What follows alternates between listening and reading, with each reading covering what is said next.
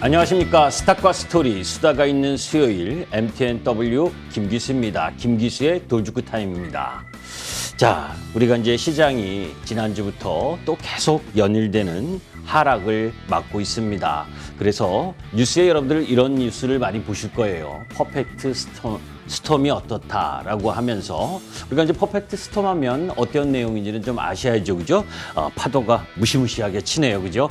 경제에서 두 가지 이상이 악재가 동시에 발생해서 그 영향력이 엄청나게 커지는 것을 퍼펙트 스톰이라고 하는데 사실은 기상 용어였어요. 그런데 2008년 이 리만 브라더스 사태 그 흐름이 진행되면서 경제 용어로 진화된 용어입니다. 자, 그런 가운데에서 이 기사 내용을 한번 보시죠. 세계 경제가 퍼펙트 스톰, 동시다발적인 폭풍 상황으로 치닫고 있다. 유럽, 미국, 중국, 세계 3대 경제권이 일제히 흔들리면서 세계 경제를 덮치고 있다. 그리고 국제 신용평가사가 무디스가 국가 신용등급을 하향 조정하고 있다. 그런 가운데에서 중국의 경기 전망은 비관론이 다수고 마지막 보루였던 미국 경기 전망도 역시 안 좋다. 엄청난 기사죠, 그죠? 사실은 2012년도의 기사입니다. 이때 S&P 500이 1200포인트였어요. 3개월 동안 약 10% 정도 급락을 했었을 때 나왔었던 기사 내용이었습니다. 그리고 나서 S&P 500이 작년 고점까지 3,600포인트, 약 3배를 올랐죠. 그죠? 그러니까 이 이야기는 무엇이냐면 항상 뉴스를, 그죠? 후행적 뉴스로 볼 것이냐, 선행적 뉴스로 볼 것이냐, 뉴스에 대한 판단을 잘 하셔야 된다는 이야기를 합니다. 자, 인플레이션 시대에 거품 붕괴, 그리고 생존의 투자는 반드시 필수적인 요소입니다. 자, 워런 버핏이 이런 이야기를 했었죠. 수영장에 물이 빠졌을 때야 비로소 누가 발가벗고 헤엄쳤는지. 이 이야기는 뭐냐면, 그죠? 유동성이 풍부했었던 상황에서는 실적이 가리워진 부분입니다.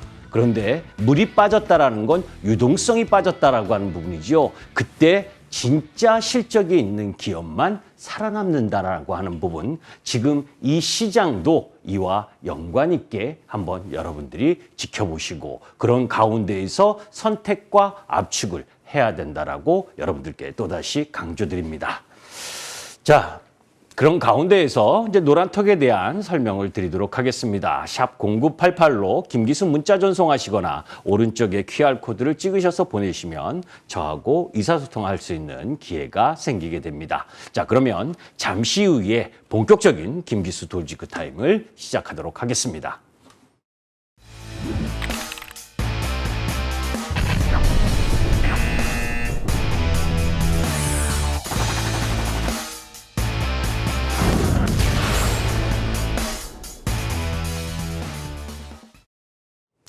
자, 패드는 지금 자산 가격, 주식시장의 하락을 저는 즐기고 있다고 생각을 합니다. 인플레이션 시대, 거품 붕괴와 생존, 그리고 공포의 역금융 장세, 이런 이야기 많이 말씀을 드렸었잖아요. 그죠? 지금은 역금융 장세다. 자, 그런 가운데에서 2022년 주요 증시 하락률을 한번 보도록 하겠습니다.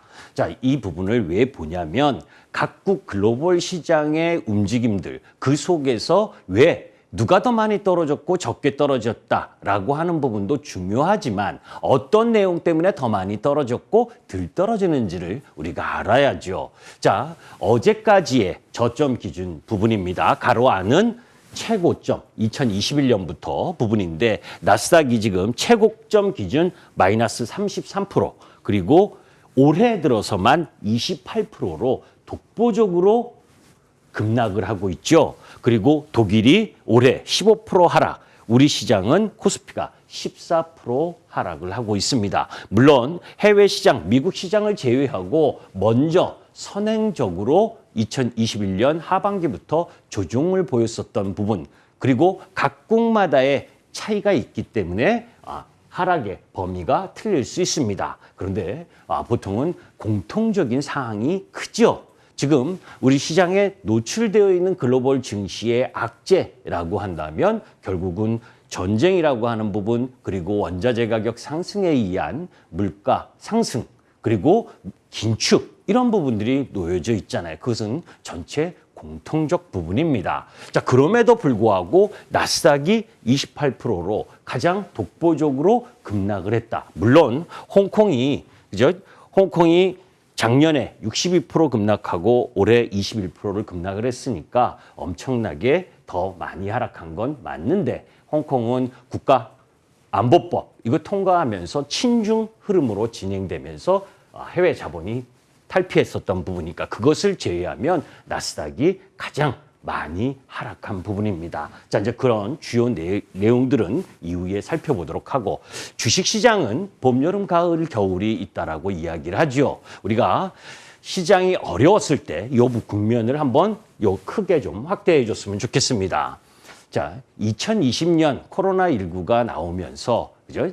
시장이 정말 경험하지 못한 코로나에 대한 두려움, 이런 부분들 때문에 모든 경제 지표가 마이너스를 보이면서 유가까지 마이너스를 보였었던 때가 있었죠. 얼마 오래되지 않았습니다. 2년밖에 안 됐죠. 그때 모든 나라들이 금리 인하 그러면서 금융 장세를 할 수 있는 유동성을 계속 보강을 시켰죠. 그러면서 회복이 돼서 2021년 여러분들 기억하시죠? 우리나라 조선이든 철강이든 작년 4, 5월 달에 최고 실적들 나오면서 고점을 찍었었던, 그래서 이 실적 장세 흐름 부분을 갖고 갔었던 상황입니다. 자, 그런 가운데에서 경기 확장 흐름이 진행되다가 이제 긴축이라는 사이클에 나오면서 자, 우리가 곰곰이 생각해 보시면 미국의 소비자 물가 지수가 3월 달에 8.5%가 나왔는데 YY 기준.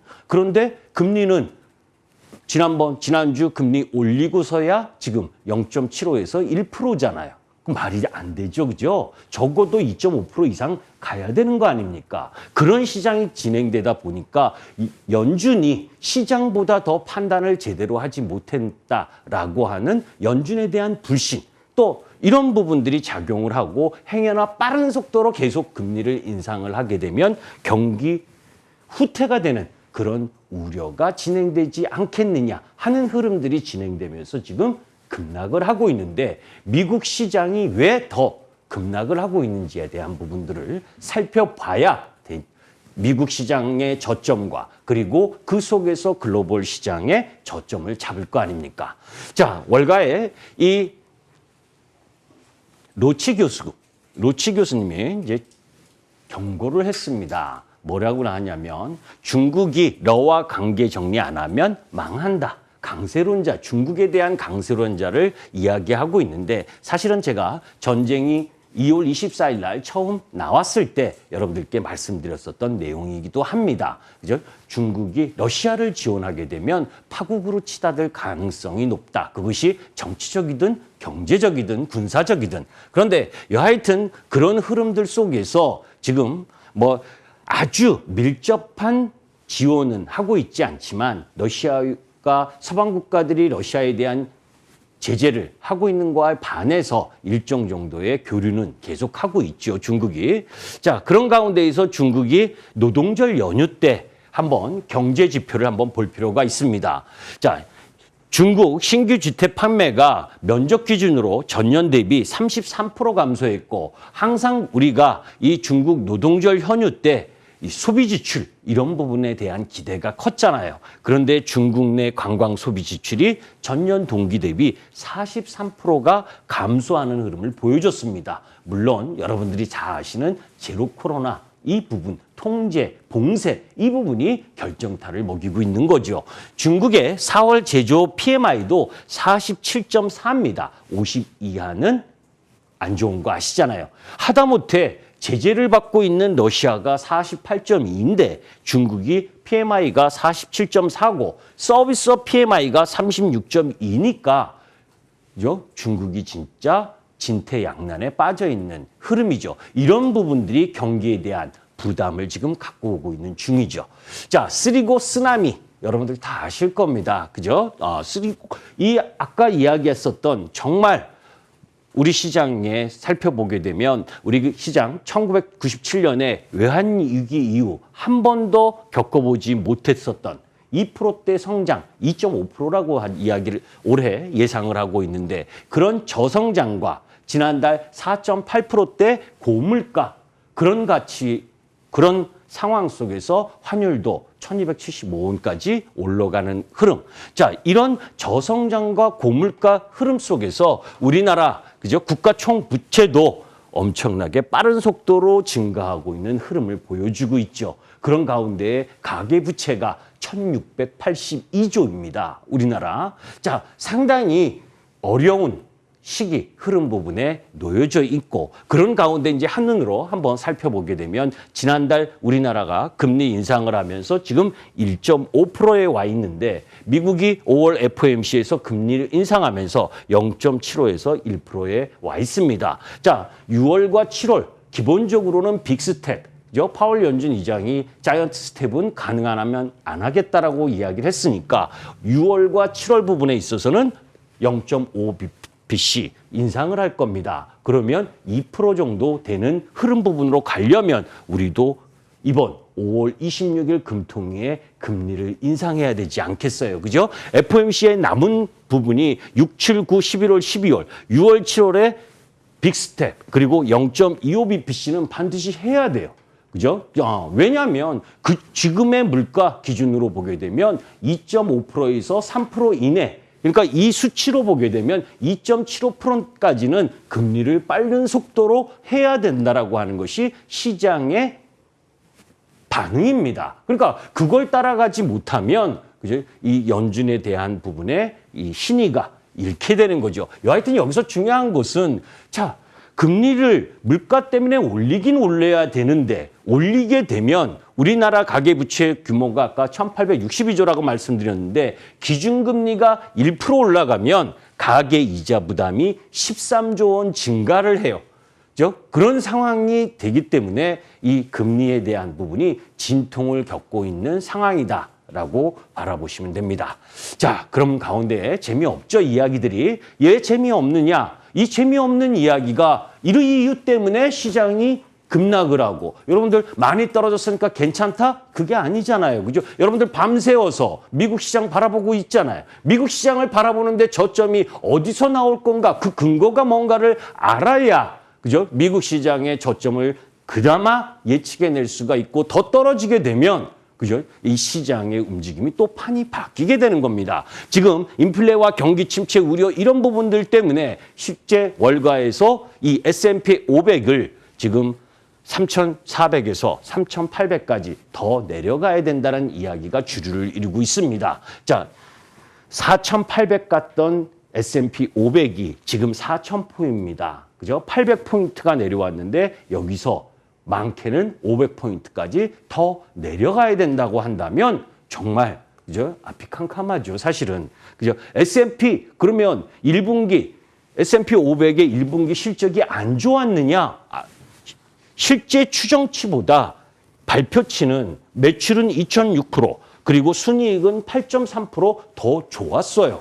그죠? 더 좋았는데 시장은 급락했죠. 그죠? 나스닥이든 S&P 500이든 아까 보신 것처럼 엄청나게 급락했습니다. 자, 그러면 실적도 추정치보다 양호하게 나왔는데 왜 시장은 급락하느냐? 가장 중요한 부분입니다. 이 부분이. 그죠? 자산 축소 부분이죠. 사실 2020년과 2021년 부분, 이 미 연준의 자산 엄청나게 빠른 속도, 이건 사실 미국뿐만이 아니라, 그죠? 미국뿐만이 아니라 유럽 중앙은행, 일본 중앙은행 다 이 시기에 코로나19를 맞아서 돈을 엄청나게 풀었던 겁니다. 엄청나게 푸니까 여러분들도 아시잖아요. 2021년 1월 달에 미국의 게임스탑이, 그죠? 사양 산업인 게임스탑이 막 난리가 났고, 야, 개인 투자가들 돈만 있으면 공매도 때리는 기관들 잡아 드실 수 있겠다라는 유동성의 힘을 강력하게 보여줬었던 게 작년 초 아니었습니까? 그죠? 그만큼의 유동성이 엄청나게 증가했던 부분이 유동성이 사그라지는 거예요. 자, 논에서 물을 빼고 있습니다. 논바닥이 갈라지겠죠. 그죠? 유동성이 메마르게 되는 겁니다. 그러면 하락 변동성이 나올 수밖에 없는 거고 그 하락 변동성이 지금 나오고 있는 겁니다. 자, 하락 주도한 미국, 하락 이제 어느 위치에 왔느냐라고 한번 보시죠. 미국의 기술주들의 그죠? 사실 평균 이 영의 개념으로 봤을 때, 그죠? 2020년, 21년 부분은 엄청나게 불뚝 섰죠. 그죠? 그게 이제 유동성의 힘에 의해서 올라갔었고, 지금 이제 내려오면서 마이너스 20%이 부분 정도까지 왔습니다. 여기 노란색과 표현된 이 부분은 2000년 버블닷컴 때, 그죠? 40% 가까이 급락을 했고, 또 2008년 리만 브라더스 때까지 이때도 40%대 급락을 했습니다. 이 위기가 나올 것이냐 안 나올 것이냐. 이 위기가 나온다면 지금까지 떨어진 건 반밖에 안 떨어졌다는 거죠. 앞으로 지금만큼의 떨어진 부분이 나올 수 있다는 겁니다. 자, 그런 경계심도 함께 갖고 가야 된다. 자, 그러면 미국의 주가 하락 대부분 아까 이야기했었던 실적이 아니고 유동성이 감소되는 부분들 속에서 퍼의 하락이다. 미국 성장주와 기술주 퍼는 이미 고점에서 이 부분이 5월 지난주 자료니까 거기서 또 급락을 했으니까 지금은 한 20% 정도 급락을 갖고 들어온 겁니다. 나스닥이 20% 정도, S&P가 14% 정도의 급락 부분을 더 하고 있는 거죠. 자, 미국 시장 하락이 대부분 실적보다는 퍼의 축소, PER의 축소에 기인한다라고 이야기를 했죠. 자, 그러면 우리가 맨정신에 한번 봅니다. 미국 시장의 경기 소비 섹터, 그죠? 최고점 42배. 우리나라 지금 2,600포인트가 전체 퍼 기준으로 보게 되면 10배도 안 되는 위치입니다. 그죠? 실적에 비해서 그렇게 저평가되고 있는데 우리 자랑스러운 서학개님들이 2021년 그죠? 미국 시장의 기업들, 우리나라보다 더 잘 올라간다라고 이야기를 하면서 42배 수준의 경기 소비재를 매수했었던 종목 부분들이 지금 떨어져서 27배까지 내려오고 있는 중이고, 소프트웨어, 그죠? 아마존이니 넷플릭스니 40배 이상에서 거래되다가 이제 29배 이하로 내려오고 있는 중입니다. 소재나 필수 소비 유틸리티 쪽은 그렇게 절대적으로 높지 않았었기 때문에 자, 여기서 무엇을 이야기하려고 하냐면 우리가 암만 좋은 주식도 그죠? 가치를 봐야 되는 거죠. 그 기업이 좋다고 하더라도 그죠? 그 회사가 향후 5년 동안에 벌어들일 수 있는 영업이익 10년 동안 벌어들일 수 있는 영업이익을 보면서 체크하면서 가야 되는 겁니다. 멀티플을 너무 많이 줬었던 것을 유동성이 사라지면서 축소하는 흐름들이 지금 진행되고 있기 때문에 더 중요한 흐름이다. 제가 2주 전인가 이 차트를 여러분들께 말씀드린 적이 있습니다. 그죠? 지난주거든요. 5월 2일 자료를 가지고 선진국은 퍼 기준으로 보게 되면 18배 정도에서 거래되는데 전체 미국은 5월 2일 기준 21.8배다. 우리나라는 9.8배밖에 안 된다. 그죠? 9.8배. 그리고 PBR로 보면 그죠? 청산가치 1배. 이 청산가치가 똑같은 부분이 1배 아닙니까? 그죠? PBR로 보면 우리나라는 1배 수준에서 거래되고 있는데 미국은 4배. 그죠? 회사를 청산시켜 버리면 손해잖아요. 그죠? 우리나라는 청산해도 그죠? 그 시가총액만큼만 거래되고 있으니까 우리는 거품이 없습니다. 물론 우리나라가 지정학적 리스크라든지 그리고 선진국이 아니다라고 하는 부분, 그죠? 그 선진국 지수에 편입되지 않았기 때문에 저평가라고 하는 부분이지만 인도나 태국보다도 무시당하면서 거래될 만큼 저평가된 부분입니다. 그렇기 때문에 미국 시장이 멀티플을 해소하는 과정에서 우리나라 시장이 상대적으로 덜 떨어지는 이유도 그러한 부분이죠. 사실 미국 시장의 FOMC 회의 이후에 또다시 목금 월요일 급락하는 와중에 우리 시장 코스피 밀리긴 밀렸어요. 그래서 저는 2600포인트가 깨지지 않을 거라고 봤는데 어제 오늘 깨지면서 2592포인트 1월 28일 저점 부근에서 놀고 있습니다. 그런데 2600포인트 이하는 어떤 주식이 더 매력적이라고 여러분들께 말씀드렸습니까? 지난주에. 이미 코스피 200과 코스닥 150 공매도를 맞을 수 있는 종목 부분들은 그죠? 충분히 하락할 만큼 하락했다. 그러니까 이 하락장에서도 실적이 있는 SK하이닉스가 돌아 나오고, 반도체에서는 자동차에서 기아, 그죠? 실적 복귀 확실하니까 미국 시장이 하락을 해도 오히려 위로 돌아 나오잖아요. 이런 가치를 일정 정도 볼 필요가 있다는 겁니다. 자, 한국 실적 외면하지 말라는 말씀 드렸고, 자, 그러면 글로벌 시장 변곡점 시그널이 나오고 있느냐 없느냐라고 하는 부분들을 봐야 되겠죠. 자, 시간이 상당히 모자라기 때문에 자세하게 설명은 나중에 말씀을 드리도록 하고, 여하튼 금리가 인상하는 시점에서 여기서 꼭 이야기하고 싶은 부분만 말씀을 드리도록 하겠습니다. 자, 여하튼 이 부분도 이제 힌트다.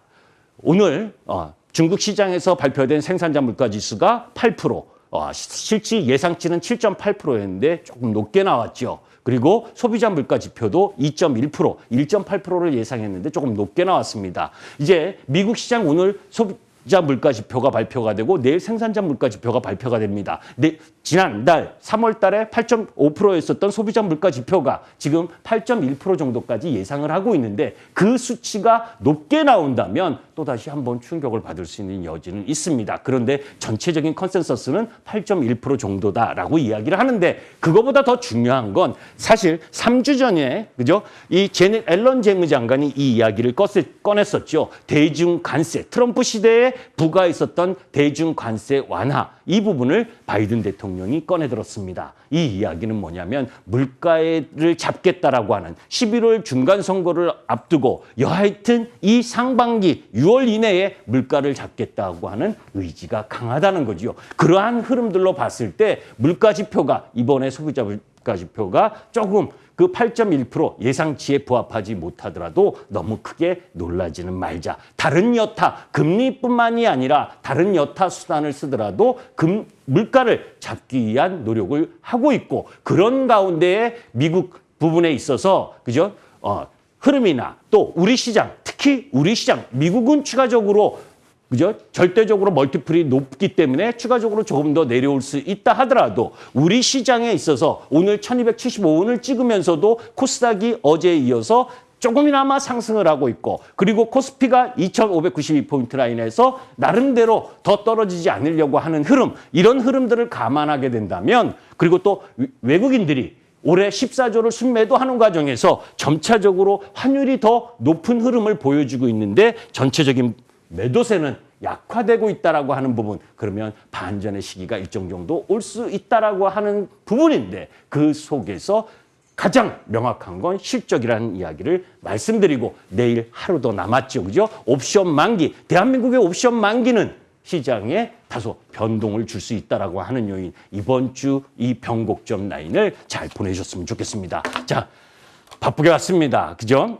자세하게 설명을 드려야 될 지표들인데 그 부분을 제대로 말씀을 드리지 못해서 죄송하고, 잠시 후에 6시 10분 부분에 여러분들 포털 검색창에 MTN 밴드 검색하시고 제 얼굴을 클릭하시면 6시 10분부터 짧게 여러분들에게 이 옵션 만기, 그리고 금리, 그리고 글로벌 증시의 변곡점, 그 속에서 실적 있는 종목, 이런 부분들과 관련된 간단한 말씀을 드리도록 하겠습니다. 자, 조금 말씀드리는 가운데에서 노란톡 관련해서 한 번 더 말씀을 드리면 샵 0988 김기수 문자 전송하시거나 오른쪽 QR코드를 찍으셔서 보내시면 됩니다. 어려운 시장이지만 전부 다 같이 반등하는 시장이 아니라는 것도 여러분들이 아셨으면 좋겠습니다. 김기수였습니다. 감사합니다.